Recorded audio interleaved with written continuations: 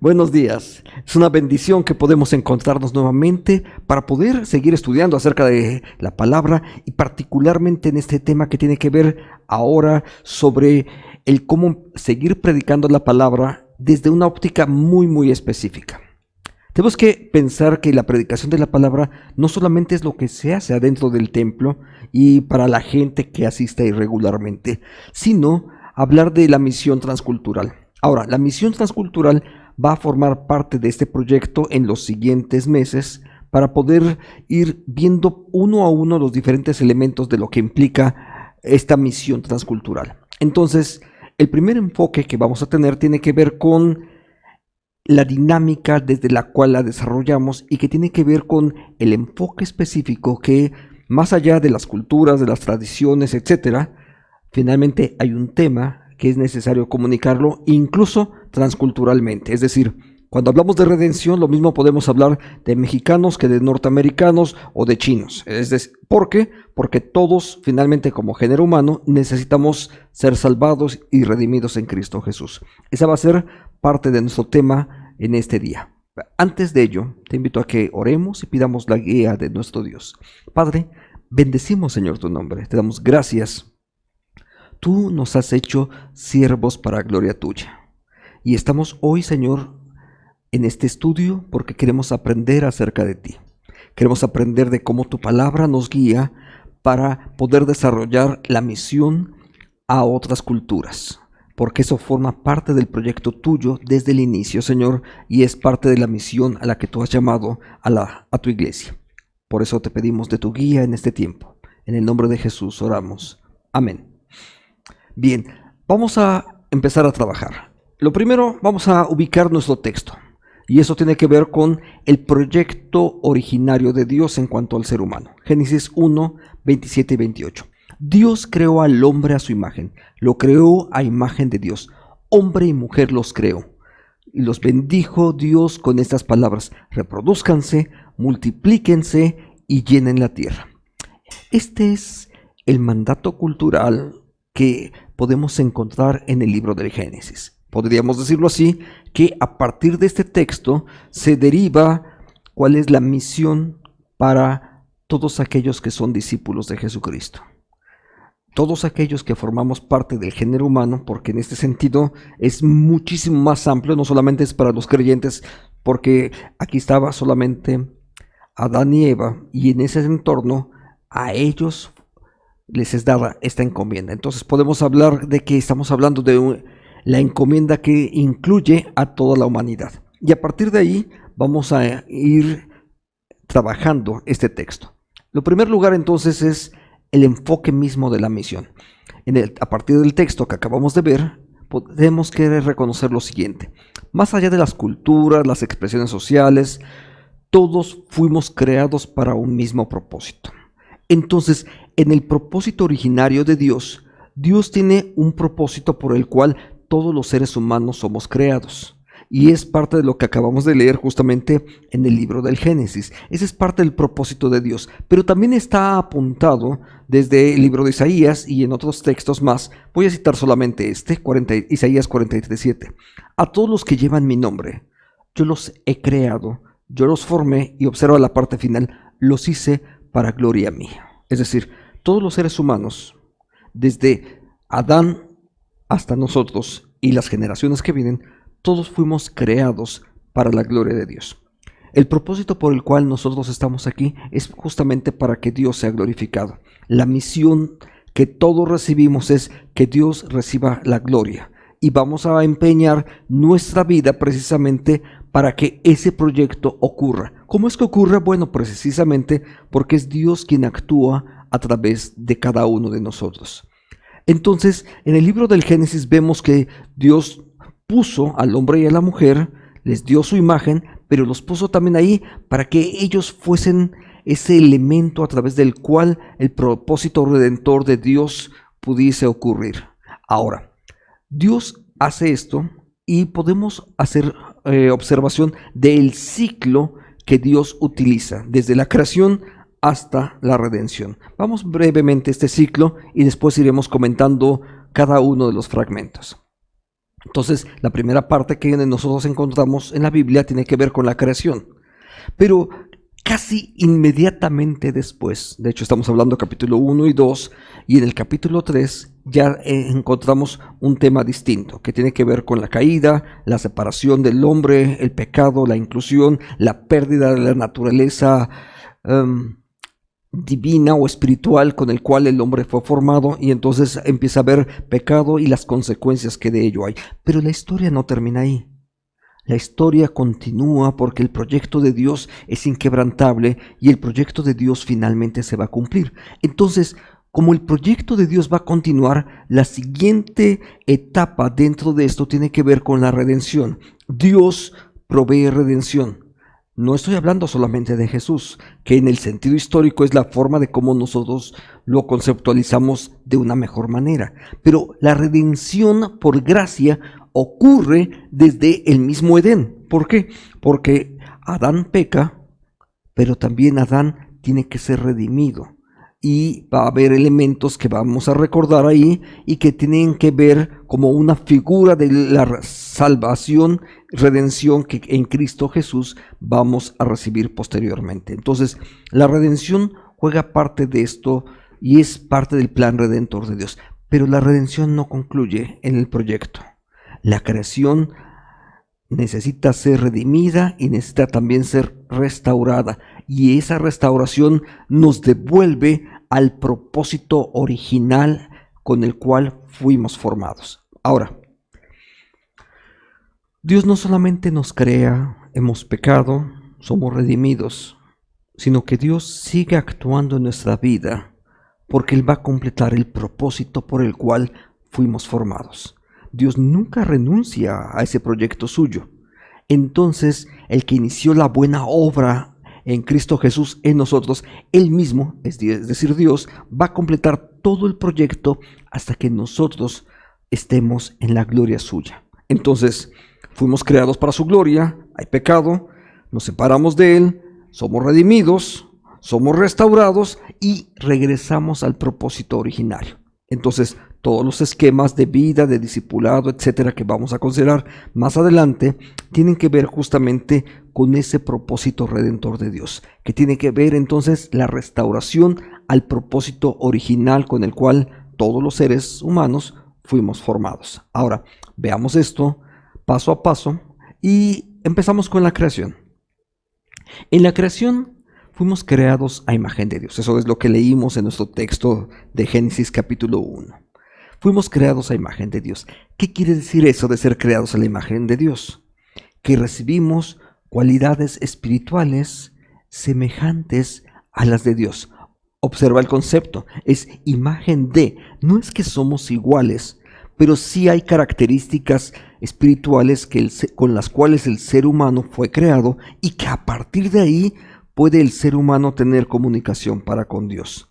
Algunos de los elementos tienen que ver con encomiendas que también Dios hace, porque el ser creados a la imagen de Dios implica la capacidad espiritual para comunicarme con Dios, el señorío sobre la creación para que yo pueda ejercer la misión a la cual Dios me mandó. ¿Por qué? Porque ¿cómo te puede mandar Dios a hacer algo si al mismo tiempo no te da todas las condiciones para que puedas desarrollarlo? Y Dios le dio a Adán no solamente las cualidades espirituales, sino también el señorío para poder ejercer aquel plan que Dios le estaba encomendando. Y también le da la capacidad de reproducción, no solamente de reproducción genética humana, sino también la de reproducción espiritual y algo más. Le dio la capacidad de ser productivo. Entonces, el ser productivos tiene que ver con la forma en cómo la imagen de Dios está siendo reproducida en nosotros. Déjame hacer una pequeña pausa aquí. Las personas que han sido transformadas por Dios, es decir, que experimentan salvación, y que a partir de que experimentan salvación, el Espíritu de Dios está actuando en sus vidas, ¿sabes? Hay algo que ocurre en ellos. En cuanto empiezan a crecer e ir regresando a ese concepto de la imagen de Dios, están caminando poco a poco en ese proceso para poder volver a hacer lo que Dios originalmente hizo. Y eso entonces, entre otras cosas, se traduce en una capacidad de ser productivos. Déjame ponerlo en un lenguaje muy común. Flojos, al ahí se va, no tiene nada que ver con la imagen de Dios, porque esa no es la forma en cómo Dios hace las cosas. Si tú observas que una persona que dice que es cristiana y es floja, que no le gusta trabajar, que no es productiva, hay que dudar acerca de cuánto de la imagen de Dios está siendo reproducida en su vida, porque eso no corresponde, simple y llanamente no corresponde al proyecto de Dios. Una cosa más, todo esto tiene que ver con extender la imagen, el dominio, el señorío de Dios por sobre toda la creación. Entonces, creados a la imagen de Dios implica por lo menos estas 4 cosas: recibir cualidades espirituales, recibir señorío sobre toda la creación, recibir la capacidad para poder ser productivos y tener también la encomienda de que la imagen de Dios, la soberanía de Dios, extenderla por sobre toda la creación. Son parte de lo que está implícito cuando fuimos creados a la imagen de Dios. Es decir, así es como Dios nos creó. Pero esto implica entonces capacidades para la misión. Cuando uno piensa en la misión, de pronto dices, bueno, es repartir folletos, predicarle el evangelio a las personas que no conocen. Bueno, realmente es mucho más que eso. Quiero que veamos algunos elementos de lo que implica todas las capacidades que Dios nos dio para que nosotros pudiésemos cumplir la misión. Y vamos a verlas poco a poco. Nos dio la capacidad de conocimiento. Como parte de la naturaleza que Dios nos dio desde el inicio, el ser creados a imagen suya implica que tenemos la capacidad de conocer. Los animales no tienen la capacidad de conocer. Nos dio vida, y estoy hablando ahora sí del hálito de vida que Dios sopló sobre nosotros, pero también nos genera una identidad. Los seres humanos tienen una conciencia de quién son, de cómo se están relacionándose con los demás, tienen una conciencia de su lugar dentro de la creación y tienen una conciencia incluso acerca de cómo se relacionan con todos los demás, incluyendo por supuesto a Dios. Así es que para ello también Dios pone dentro de nuestra vida un espíritu. Entonces el soplo de Dios viene sobre nosotros y no solamente somos seres con vida, sino también somos seres espirituales que podemos comunicarnos con Él, y nos dota de emociones, de identidad, de otros elementos como la voluntad, para que cada uno de nosotros podamos desarrollar la voluntad suya. Pero hay algo importante aquí. Cuando Dios nos da voluntad, eso quiere decir que no somos marionetas, no somos títeres que Él maneja en un escenario. Alguien en alguna ocasión comparaba a Dios, decía, usando una metáfora, dice, no somos piezas de un ajedrez que Él está moviendo discrecionalmente, sino que Dios a cada uno de nosotros nos dio voluntad para poder hacer, si me permites redundar, hacer voluntariamente aquello que Él quiere que nosotros hagamos. Entonces Dios no va a infringir nuestra voluntad. Nos va a llevar, nos va a conducir, nos pondrá en espacios donde podemos ejercer su voluntad, pero Dios, no somos títeres. Entonces Dios nos dotó entonces también de voluntad y la capacidad de relacionarnos entre nosotros mismos, por supuesto, pero también de relacionarnos con Dios. Esa capacidad de relación con Dios y de relación con nosotros mismos es lo que permite no solamente la espiritualidad, sino que también permite la comunidad entre los creyentes, porque se forma parte de hacernos una sociedad, y eso tiene que ver con las capacidades que Dios pone adentro de nosotros. Nos pone la posibilidad de comunicarnos, ¿sabes? Los seres humanos somos capaces de comunicarnos, incluso aunque no hablemos el mismo idioma, porque cuando queremos, cuando Dios pone esas capacidades espirituales en cada uno de nosotros, somos capaces de comunicarnos con otras personas, porque no todo nuestro lenguaje es verbal. también tiene que ver con las expresiones físicas, los gestos, la forma de cómo actuamos. Todo eso forma parte de la comunicación y Dios nos dio esa capacidad. Al mismo tiempo, cuando la imagen de Dios está deteriorada en mí, ¿sabes? Incluso la capacidad de comunicación se pierde. ¿Has conocido familias que hablan el mismo idioma pero no se comunican entre ellos?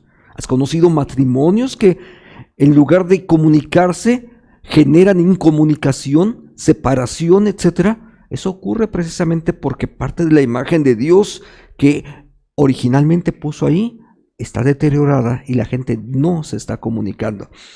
Entonces, todos estos son elementos que Dios puso en nuestra vida para poder hacer las cosas, incluso la fortaleza, el vigor para poder completar aquello que Dios quiere que nosotros hagamos. Entonces, todo eso forma parte de la imagen de Dios que Él creó en cada ser humano, para que cada uno de los seres humanos pudiésemos completar la misión y darle a Él toda la gloria. Forma parte de lo que Él hizo. Ahora, acabamos de ver hace un momento atrás el ciclo, creación, acabamos de ver los esbozos de lo que significa la creación, pero también está la caída. La caída implica el ser inutilizados por el pecado. Significa no solamente haber infringido una ley, sino que nuestra propia naturaleza propia queda contaminada. Ve lo que dice el texto: por cuanto todos pecaron y están destituidos de la gloria de Dios. ¿Qué implica todo esto? Muerte física, espiritual y eterna. Y muerte no me refiero solamente en el sentido de la separación, sino en el sentido más amplio, la imposibilidad de comunicarnos para con Dios, de que nuestras relaciones, emociones, nuestros afectos, nuestras intenciones también quedan contaminadas. Y entonces ya no estamos buscando que Dios sea glorificado. Y esta parte es importante porque cuando Dios es glorificado, la gente que está en derredor tuyo también va a ser bendecida. Entonces, si ya no puedo glorificar a Dios porque ya no es mi motivación principal, entonces el egoísmo empieza a cobrar efecto dentro de mi propia vida. Pero también el ser humano, entonces, al estar separado de Dios, eso implica la muerte, pierde dirección, la capacidad de relación, por supuesto, para con Dios y también con los seres humanos. Entonces, más adelante lo tendríamos que considerar, pero permíteme adelantarme.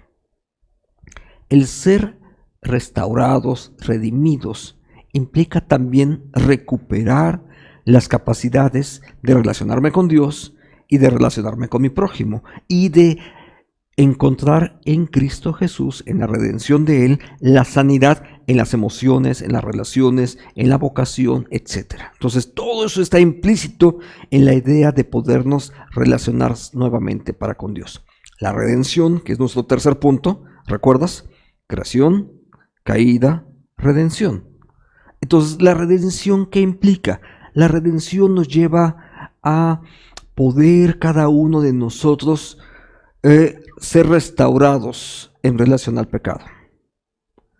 Ser restaurados. Y esa restauración implica entonces lo que dice el texto de Romanos 3.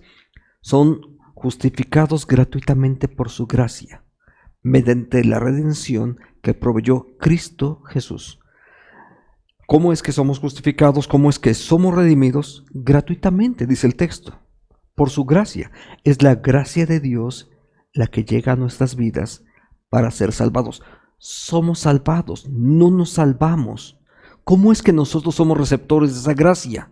¿Cómo es que la recibimos? Bueno, la recibimos por la obra que Cristo Jesús hizo en la cruz al cumplir perfectamente con la ley y entregar su vida a favor de los que hemos pecado, para que ahora su justicia no sea recibida por nosotros. El término técnico es no sea imputada su justicia como si nosotros fuésemos justos. Eso es redención. Ahora, ¿qué es lo que implica todo esto? Que la gracia a favor del pecador, mediante la fe, nos es aplicada a los que hemos creído y confesado que Jesús es el Señor y el Salvador de nuestras vidas. Todo esto es entonces esa etapa de redención que Dios genera para con cada uno de nosotros. Pero redención significa volver al diseño original. ¿Y cómo conectamos esto con la misión transcultural? Bueno,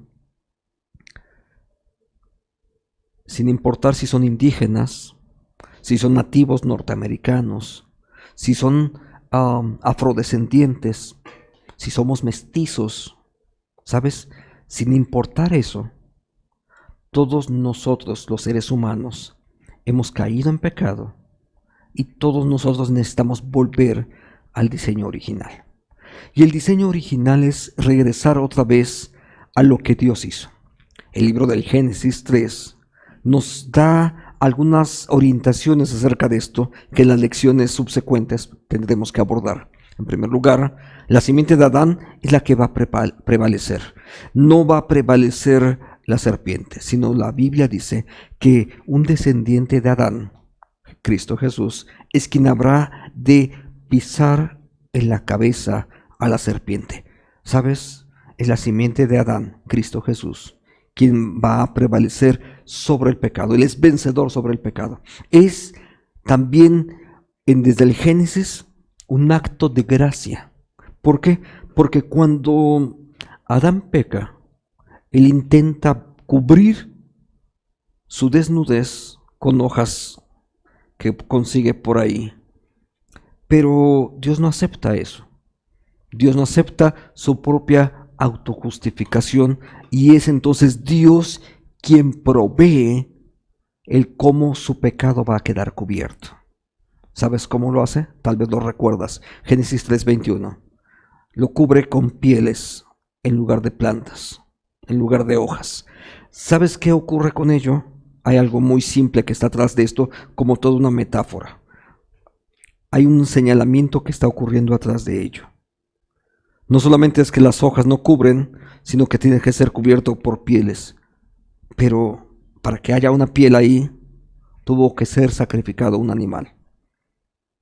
Alguien tuvo que morir por causa de mi pecado. Alguien tuvo que morir para cubrir la desnudez, el pecado de Adán. Por eso la Biblia va a decir más adelante, porque sin derramamiento de sangre no hay perdón del pecado. Y Jesús Cristo tuvo que morir para que nuestros pecados pudiesen ser perdonados. Somos librados por ello de la condenación y Dios a partir de ello no le vuelve a tomar en cuenta el pecado que ellos desarrollaron. Pero también implica que todos nosotros somos salvados por la gracia de Dios. Adán no hizo nada. La obra de gracia empieza en Adán y continúa en nosotros, concretándose específicamente en la muerte de Cristo Jesús, por el cual todos nosotros somos salvos por su gracia.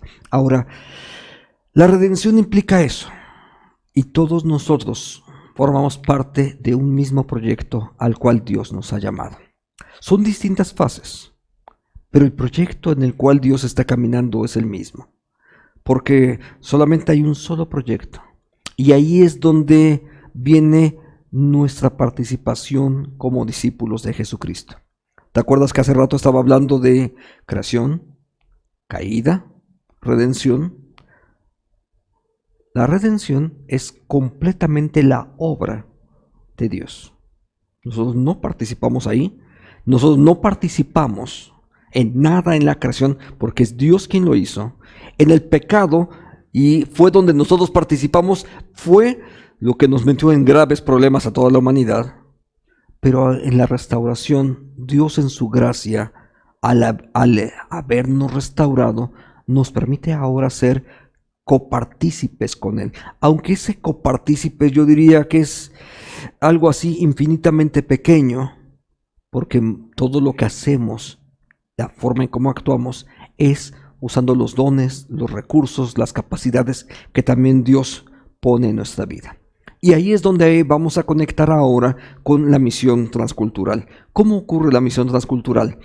De formas semejantes a cómo va a ocurrir con la evangelización desde las iglesias locales o las iglesias en línea que hoy están presentes. Entonces, ¿cómo ocurre? Bueno, estamos hablando de 3 facetas específicas: evangelización, discipulado y mentoría. En esos 3 elementos somos nosotros, discípulos de Jesucristo, hombres y mujeres que han sido redimidos por la sangre de Cristo Jesús, que ahora estamos en buena relación para con Dios, porque hemos sido justificados y estamos en paz con Él, Romanos capítulo 5:1, porque ahora ya estamos en ese esquema. Entonces Dios nos permite participar multiplicándonos. Ahora otra vez regresamos a esos elementos que estaban en el diseño original, que tiene que ver con multiplicarnos en otros, con transmitir vida espiritual a otras personas, no porque nosotros lo hacemos, porque eso es obra de Dios, pero si nosotros estamos trabajando ahora en la obra de Dios, somos partícipes de su misión, y eso implica evangelización. Pero no solamente es evangelización, sino que necesitamos que esa pequeña semilla del evangelio que ha sido sembrada sea cultivada, eso es discipulado, y entonces sea cultivada y sea reproductiva. Por eso quise en esta ocasión poner unas pequeñas plantas que están no solamente una, sino una que va creciendo y va creciendo, porque lo que importa es que al final de cuentas también dé fruto. Y una vez que ya da fruto, ¿ahí termina la historia? No. Continuamos en un proyecto de mentoría con aquellas personas a las que hemos acompañado espiritualmente. Entonces, el proceso es ese, y Dios está llevándonos en el desarrollo de ese proceso. ¿Qué podemos hacer nosotros para empezar en la evangelización, en la misión transcultural? ¿Por dónde vamos a empezar? Tal vez ni siquiera nunca he salido del país, no sé cómo voy a trabajar en una misión transcultural. Casi siempre la gente piensa en misión transcultural es ir a otro país, pero no necesariamente. ¿Sabes? La verdad es que nosotros podemos hacer misión transcultural en nuestro propio país, desde nuestro propio país. En cada ciudad hay gente de otras culturas con las cuales puedes empezar a trabajar. En cada ciudad. En cada ciudad hay dos grandes segmentos de gente que tiene otras culturas. Uno de ellos son extranjeros que han venido a vivir a México. En cualquier lugar de este país puedes encontrar un coreano que está teniendo un negocio por ahí, o un chino, y están aquí. Y aparte de chinos, mexicanos, etcétera, hay de muchos otros países que ellos también necesitan conocer acerca del evangelio. Aparte de gente de otros países que ha venido a vivir a nuestro país y que por ahí podemos empezar a desarrollar la misión transcultural, aparte de ello, también no debemos de perder de vista que aunque no siempre los vemos de forma correcta, tenemos muchos grupos indígenas que están en nuestras ciudades. En la ciudad donde tú vives, probablemente hay gente de distintos grupos indígenas que, diciéndolo con propiedad, son personas que vienen de una cultura diferente, aunque hablen español igual que tú, aunque se parezcan mucho físicamente a ti. ¿Sabes? Sin embargo, son personas que tienen una cultura, porque tienen un idioma y una tradición distinta a la que los mestizos, voy a asumirme como mestizo porque creo que eso soy, pero al final de cuentas son gente que necesitamos también predicarles el evangelio. Entonces, cada nación, es decir, cada etnia, necesita regresar al proyecto de Dios. Y ahí están presentes. Yo les decía, algunos son indígenas, otros son de otros países. Es más, culturalmente vivimos en diferentes generaciones. La generación de personas adultas de 60 y más tienen una forma de cómo se comunican y de cómo se relacionan, aún entre los mestizos. Y la generación de 30 años, 40 años tienen otra manera de cómo se están comunicando, pertenecen a generaciones distintas. Y los más jóvenes de 14 años y menos tienen otra manera de cómo se están comunicando y de cómo necesitan escuchar el evangelio. Entonces, no solamente hablamos de una misión transcultural, sino también de una misión transgeneracional, y que tenemos que buscar los elementos de cómo vamos a comunicarnos con ello. Entonces, Una manera es empezar nosotros mismos, cuando empezamos a dejar de pensar en nosotros mismos, de lo que a nosotros nos gusta, y empezar a trabajar en función de los demás. Sabes, en algunas ocasiones de pronto, es que a mí me gustan los himnos. Qué bueno. Y a la gente que tiene 20 años, ¿le fascinan los himnos como a ti? La versión Reina Valera 1960. Es más, como soy bien ortodoxo, yo uso la 1909. ¿Lo entienden los adolescentes? Tenemos que dejar de pensar en nosotros mismos para empezar a pensar en función de los otros. Y si es necesario, tenemos que prepararnos. De hecho, si es necesario, necesitamos prepararnos en su idioma, en la cultura, en la cosmovisión, para poder establecer contacto con otras personas. Entonces, tengo 56 años. Los adolescentes de 14, 12 años tienen una cosmovisión diferente a la mía, aunque vivamos en el mismo país y en la misma ciudad. Si a mí me interesa hacer misión, incluso con adolescentes mestizos en la misma ciudad que yo necesito reaprender su lenguaje, su cultura, su cosmovisión. ¿Por qué? Porque para desarrollar la misión, todo eso va a ser necesario. Bien, hemos llegado al término de esta sesión y quiero dar gracias a Dios por este pequeño espacio que nos da, pero también anunciar lo que, si Dios lo permite, será nuestra próxima clase. Bendecidos para bendecir, ¿sabes? Porque la misión se desarrolla así. Primero Dios te bendice a ti, para a través de ti bendecir a todas las demás familias de la tierra. Fue la manera en cómo empezó Abraham y es la manera como Dios lo sigue haciendo. Oremos y pidamos la guía de Dios. Padre, bendecimos, Señor, tu nombre. Gracias por el cuidado y el amor tuyo.